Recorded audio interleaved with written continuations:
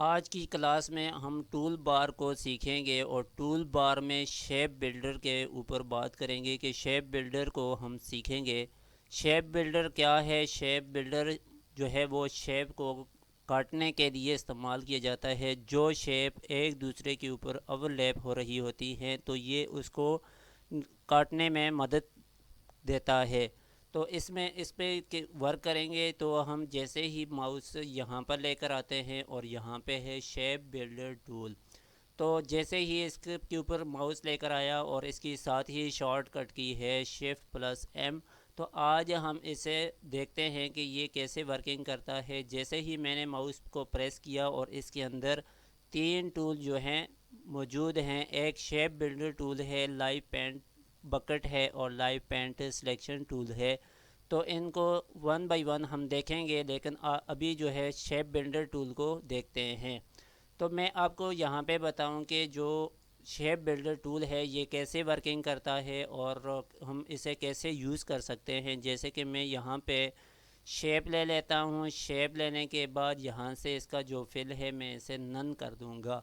None करने के बाद मैं एक और शेप ले लेता हूँ, कोई भी शेप ले लेता हूँ। जैसे कि लिप्स टूल है तो लिप्स को मैंने इसे शेप को ऑब्जेक्ट को ड्रा कर दिया।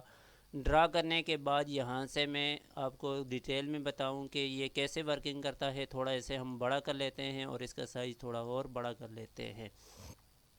यहाँ पर मैं लेकर आया और शेप बिल्डर के साथ हम इसे जो है इन दोनों शेप को दोनों ऑब्जेक्ट को हम एक दूसरे के ऊपर यहाँ पर है तो इनको काटेंगे। तो ये कैसे वर्किंग करेगा, हम दोनों को सिलेक्ट करेंगे। शेप बिल्डर टूल के लिए ज़रूरी है कि जब आपकी जो ऑब्जेक्ट है वो सिलेक्टेड होगा तो ये वर्किंग करेगा। अगर ऑब्जेक्ट सिलेक्टेड नहीं होगा तो ये वर्किंग नहीं करेगा। अब मैं यहाँ से इन दोनों को मैंने इनको सेलेक्ट कर दिया। सेलेक्ट करने के बाद शेप बिल्डर टूल पर आऊँगा और शेप बिल्डर टूल के बाद यहाँ से देखें कि शेप बिल्डर टूल पे क्लिक किया। शेप बिल्डर पे टूल के क्लिक करने के बाद जैसे ही मैं माउस यहाँ पर लेकर आया और यहाँ पर प्लस का निशान और इसकी शेप चेंज हो गई है। जैसे ही मैं बाहर लेकर आऊँगा और कीबोर्ड से आल्ट को प्रेस करूँगा तो इसके साथ माइनस आ जाएगा। ये देखें कि ये प्लस का निशान है। जैसे ही आल्ट को प्रेस किया और साथ ही माइनस का निशान हमें शो हो गया। माइनस का निशान इसी वजह से है कि अगर बाहर से हमने इस शेप को रिमूव करना है तो हम यहाँ से रिमूव कर सकते हैं, अगर अंदर से यहाँ से रिमूव करना है तो यहाँ से रिमूव कर सकते हैं। अब जब अंदर से रिमूव करेंगे तो अब यहाँ पे प्लस का निशान है तो इसके साथ आल्ट को प्रेस करने की ज़रूरत नहीं है। अब यहाँ पर ये माउस लेकर आया और ये वाला हिस्सा मुझे नहीं चाहिए तो मैंने ये हिस्सा रिमूव कर दिया। तो ये देखें कि एक शेप बन गई, कंप्लीट शेप बन गई। अब इसके अंदर हम कोई कलर भी सिलेक्ट करके यहाँ से चेंज कर सकते हैं। एक कलर मैंने चेंज किया। कलर चेंज करने के बाद ये देखें कि ये एक सेपरेट शेप बन गई है। मैंने इसे डिलीट प्रेस कर दिया तो ये डिलीट हो जाएगी। उसके बाद दोबारा हम कोई शेप बना लेते हैं। कोई रिबन वगैरह बनाना हो तो आप रिबन बना सकते हैं। तो मैं यहाँ से रेक्टेंगल शेप ले लेता हूँ। शेप लेने के बाद यहाँ से इसे ड्रॉ करेंगे। ड्रॉ करने के बाद हम यहाँ से कोई डिफरेंट शेप हम यहाँ पे ले लेते हैं। जैसे कि मैं यहाँ से रेक्टेंगल ले लेता हूँ। रेक्टेंगल लेने के बाद इसको मैंने शिफ्ट और आल्ट को मैंने एक साथ प्रेस किया तो इसकी शेप यहाँ पे आ गई। अब यहाँ से इसे रोटेट कर लेते हैं। रोटेट करने के लिए ऐसे रोटेट कर दिया। रोटेट करने के बाद इसका साइज़ थोड़ा छोटा कर लेंगे। साइज़ को थोड़ा छोटा कर दिया। छोटा करने के बाद मैंने इसको यहाँ पर लाकर छोड़ दिया है। छोड़ने के बाद अगर इसकी एक डुप्लीकेट कॉपी बनाएं तो हम यहाँ से डुप्लीकेट कॉपी भी बना सकते हैं। तो मैंने इसकी एक डुप्लीकेट कॉपी बना दी। डुप्लीकेट कॉपी बनाने के बाद इन दोनों को हम सेलेक्ट कर लेंगे। सेलेक्ट करने से पहले मैं आपको बताऊं कि इसकी जो साइड्स हैं वो बिल्कुल एक्यूरेट होनी चाहिए, तो तभी ये एक रिबन टाइप हमारे पास बनेगी। शेप बनाएं आप जिस ऐसी शेप को अगर ग्राफिक बैनर वगैरह बनाना है तो इस तरह बैनर बना के वहाँ पे भी यूज़ कर सकते हैं। अगर कोई आपने बैकग्राउंड बनाना है, बैकग्राउंड पे जो आगे उसके जो हाशिए वगैरह बनाने हैं तो वो उसके लिए भी बना सकते हैं। कोई टेम्पलेट बनाना है तो वो भी बना सकते हैं। इस तरह जो है वो आप इनको यूज़ करके बना सकते हैं।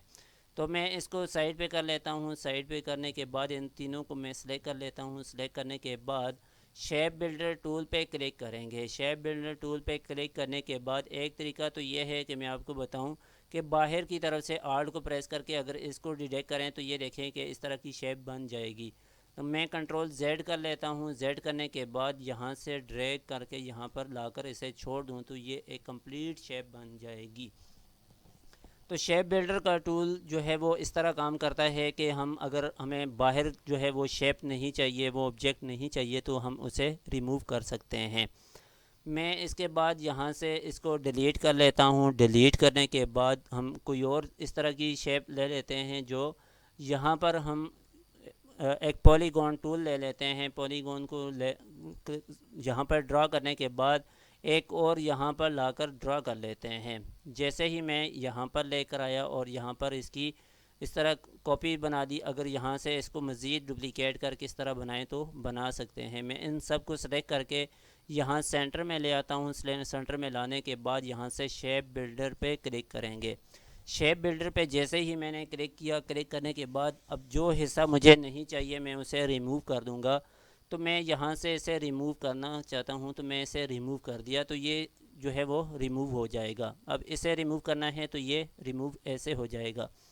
अब मैं यहाँ से आपको एक लीफ बनाने का तरीका बताऊँ कि एक लीफ जो है अगर आपने बनाना हो तो आप किस तरह जो है वो शॉर्ट तरीके से बना सकते हैं। यहाँ से हम एक लिप्स टूल ले लेते हैं। लिप्स टूल को मैंने यहाँ पे ड्रा कर दिया। ड्रा करने के बाद इसी की एक डुप्लिकेट कॉपी बनाएंगे। तो आल्ट को प्रेस करेंगे। आल्ट को प्रेस करने के बाद यहाँ पर एक डुप्लिकेट कॉपी बना देते हैं। अब ये देखें कि मैंने इसे सिलेक्ट कर दिया। इन दोनों को मैंने सिलेक्ट कर दिया। सिलेक्ट करने के बाद यहाँ से शेप बिल्डर टूल पे क्लिक करेंगे। आल्ट को प्रेस करेंगे। आल्ट को प्रेस करने के बाद यहाँ से इसको मैं रिमूव कर देता हूँ। फिर दोबारा आल्ट को प्रेस करेंगे और यहाँ पे क्लिक करेंगे तो ये रिमूव हो जाएगा। और यहाँ पर ये देखें कि ये एक लीफ टाइप जो है वो बन गया है। यहाँ से कोई कलर सेलेक्ट कर लेते हैं। जो लीफ का कलर होता है उसे हमने ग्रीन कर दिया। अब यहाँ पर ये सिलेक्टेड नहीं था इसीलिए इसके अंदर कलर नहीं आया। मैंने यहाँ पर क्लिक कर दिया तो ये कलर इसके अंदर आ गया है। अब यहाँ से इसके लीफ को हम मज़ीद जो है इसकी एक डुप्लिकेट कॉपी बना लेते हैं। डुप्लिकेट कॉपी बनाने के बाद मैं इसे रोटेट कर लेता हूँ। रोटेट करने के बाद ऐसे हम रोटेट कर लेते हैं। तो जैसे ही मैंने रोटेट किया, क्योंकि मैंने ऑल्ट को प्रेस किया हुआ था तो ये एक डुप्लिकेट कॉपी बन गई। यहाँ से मैंने इसे रोटेट कर दिया। इसकी मैं एक डुप्लिकेट कॉपी लेके यहाँ पर रख देता हूँ। रखने के बाद इसे भी हम रोटेट कर लेते हैं। जैसे ही मैंने इसे रोटेट किया, रोटेट करने के बाद यहाँ से ये देखें कि ये एक इसे मैंने कंट्रोल जेड किया। कंट्रोल जेड करने के बाद यहाँ पे लाकर इसे भी मैंने रोटेट कर दिया। जैसे ही रोटेट किया यहाँ पे इसको लाके ऐसे छोड़ देंगे। छोड़ने के बाद इन दोनों को सिलेक्ट करेंगे। सिलेक्ट करने के बाद इसी तरह हम नीचे की तरफ यहाँ पर लाकर इसे छोड़ देते हैं। छोड़ने के बाद कंट्रोल डी करूँ तो ये देखें कि ये तीन जो है इसकी डुप्लिकेट कॉपीज़ बन गई हैं। तो इस तरह आप यहाँ से मैं इसको थोड़ा सा जो है वो यहाँ ये ड्रा कर लेता हूँ। ड्रा करने के बाद यहाँ से इसे यहाँ पर रख देते हैं। अब ये देखें कि ये एक जो है वो शेप बन गई है। और यहाँ से ये इसको मैं सेंड टू बैक कर लेता हूँ। ये सेंड टू बैक कर दिया और इसके जो स्ट्रोक हैं इन स्ट्रोक को मैं यहाँ से नन कर देता हूँ। यहाँ से फिल नन हो गया है। स्ट्रोक पे क्लिक करेंगे और ये स्ट्रोक नन हो गया है। अब ये देखें कि लीफ कितनी आसानी से ये बन गया है। इस तरह शेप बिल्डर को यूज़ करके आप अपनी शेप को डिफरेंट तरीके से बना सकते हैं। मैं इन सब को सेलेक्ट करके डिलीट कर लेता हूँ। डिलीट करने के बाद ओके प्रेस कर दिया। अब यहाँ से दोबारा से शेप बिल्डर पे क्लिक करेंगे। तो शेप बिल्डर पे क्लिक करने से पहले यहाँ पे पेन टूल ले लेते हैं। जैसे ही मैंने पेन टूल लिया, पेन टूल के साथ एक यहाँ पे क्लिक कर दिया, एक यहाँ पे और यहाँ पे और यहाँ पर लाकर इसको क्लिक कर दिया। अब यहाँ से इसका कलर सिलेक्टेड था तो मैं इसे डिलीट कर लेता हूँ। कलर को यहाँ पे जो है वो नन करेंगे। नन करने के बाद दोबारा से पेन टूल पे आएंगे। पेन टूल पे आने के बाद यहाँ से एक शेप ड्रा कर लेते हैं। जैसे ही मैंने इस पर क्लिक किया, क्लिक करने के बाद यहाँ पर लाकर इसे छोड़ दिया है। अब मैं आपको यहाँ पर बताऊँ कि इसे हम सेलेक्ट करेंगे। सेलेक्ट करने के बाद शेप बिल्डर टूल पे डबल क्लिक करेंगे तो हमारे पास ये एक ऑप्शन शो होगा।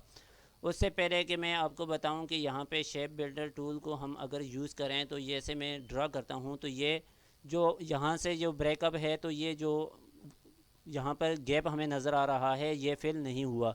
तो इसको यहाँ से मैं कर देता हूँ अनडू करने के लिए, वापस लाने के लिए। यहाँ से मैं एडिट में आया, एडिट में आने के बाद यहाँ से अनडू किया तो ये वापस आ गई। जो शेप मैंने डिलीट की थी वो उसे वापस लाने के लिए अनडू पे प्रेस किया तो ये वापस आ गई।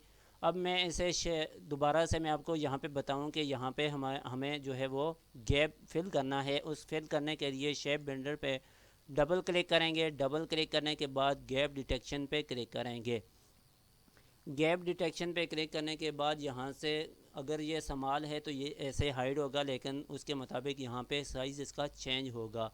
अब इस तरह मीडियम भी कर सकते हैं, लार्ज भी कर सकते हैं, कस्टम पे रख के इसे कस्टम साइज़ भी दे सकते हैं। कस्टम वैल्यू इसकी जो गैप की लेंथ है वो हम दे सकते हैं। हम इसे अगर चेंज करना चाहें तो यहाँ से चेंज भी कर सकते हैं।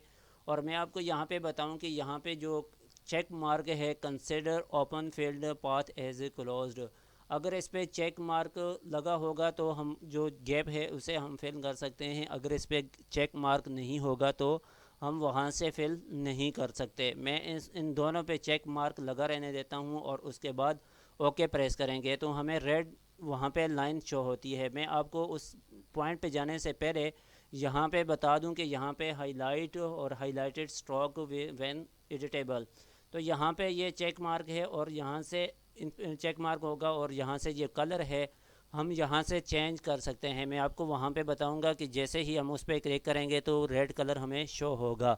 तो इसी तरह ये कलर यहाँ से चेंज कर सकते हैं। तो आप इस पे चेक मार्क लगा के इसे कलर भी चेंज कर सकते हैं। मैं इन दोनों पे चेक मार्क लगा रहने देता हूँ। उसके बाद हम ओके प्रेस करेंगे। ओके प्रेस करने के बाद शेप बिल्डर पे क्लिक करेंगे और यहाँ पर ये देखें जैसे ही माउस लेकर आया और इसका जो कलर है वो चेंज हो गया, रेड कलर हमें शो हो रहा है। जैसे ही हम इसको इस तरह ड्रैग करेंगे, ड्रैग करने के बाद ये देखें कि जो पॉइंट था वो फिल हो गया है। मैं इसके अंदर कलर करके आपको बता देता हूँ।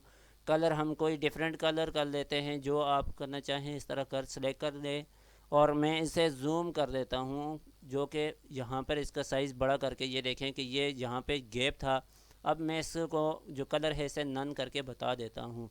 यहाँ पे हमने गैप रखा था, जैसे ही मैंने वहाँ पे सिलेक्शन वगैरह दिया, गैप का साइज़ दिया, साइज़ देने के बाद जो इनर यहाँ पे मैं इसको सिलेक्ट कर लेता हूँ। सिलेक्ट करने के बाद डबल क्लिक करेंगे और यहाँ पे है कंसिडर ओपन, इस पे हम चेक मार्क लगा रहने देंगे। आम रूटीन में भी इस पे जो है वो चेक मार्क लगा रहने देंगे। अगर यहाँ पे चेक मार्क नहीं होगा तो इसके अंदर जो कलर है वो फिल नहीं होगा।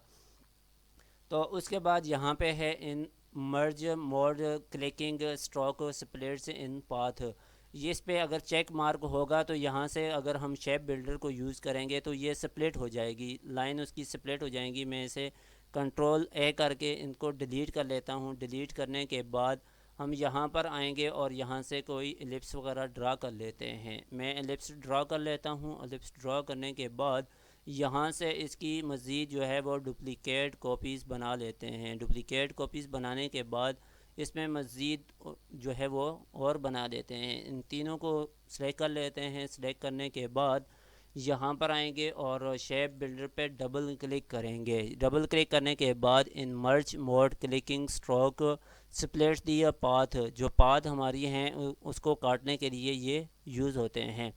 अब शेप बिल्डर टूल को यूज़ किया तो ये देखें कि इस तरह ये भी जो है वो रिमूव कर दिया इसको। तो दोबारा से मैं इनको कंट्रोल जेड कर लेता हूँ। जेड करने के बाद इस पर डबल क्लिक करेंगे, शेप बिल्डर पे से चेक मार्क ख़त्म कर लेते हैं। यहाँ से कलर स्वाचेज़ हैं और आर्ट बोर्ड है, तो कलर स्वाचेज़ को भी हम यहाँ से चेंज कर सकते हैं। उसके लिए यहाँ से ये कलर कर्सर स्वाच प्रीव्यू है, जो हम यहाँ से जैसे ही माउस लेकर आते हैं तो उसका कलर जो है वो चेंज होना शुरू हो जाता है। तो इसी तरह स्ट्रेट लाइन, अगर हमने स्ट्रेट लाइन करनी है तो उसका जो कलर है फ्रीडम जो है उसी तरह हम इसे सेलेक्ट कर सकते हैं। और ये चीज़ें मैंने अभी बता दी हैं। उसके बाद अगर जो यहाँ पे हमने चेंजेस किए हैं उसको हमने वापस उसी पोजीशन में लाना है तो यहाँ से रीसेट करेंगे। तो रीसेट करने के बाद ओके प्रेस करेंगे तो ये हमारी पोजीशन में उसी तरह आ जाएगा, जो कि एडोब इलस्ट्रेटर में बाय डिफ़ॉल्ट इसकी सेटिंग होती है। तो आज हमने शेप बिल्डर को यहाँ पे सीखा है और आप भी इस पे प्रैक्टिस करें। जितनी प्रैक्टिस करेंगे उतने ही परफेक्शन हासिल करेंगे। तो आप इन शेप बिल्डर को टूल को यूज़ करके अपने लोगों को बेहतर बना सकते हैं, अपनी शेप को अपने जो अगर रिबन वगैरह बनाने हैं तो इस तरह बना सकते हैं शेप बिल्डर टूल को यूज़ करके। तो आज के लिए इतना ही काफ़ी है, मिलते हैं नेक्स्ट क्लास में, बाकी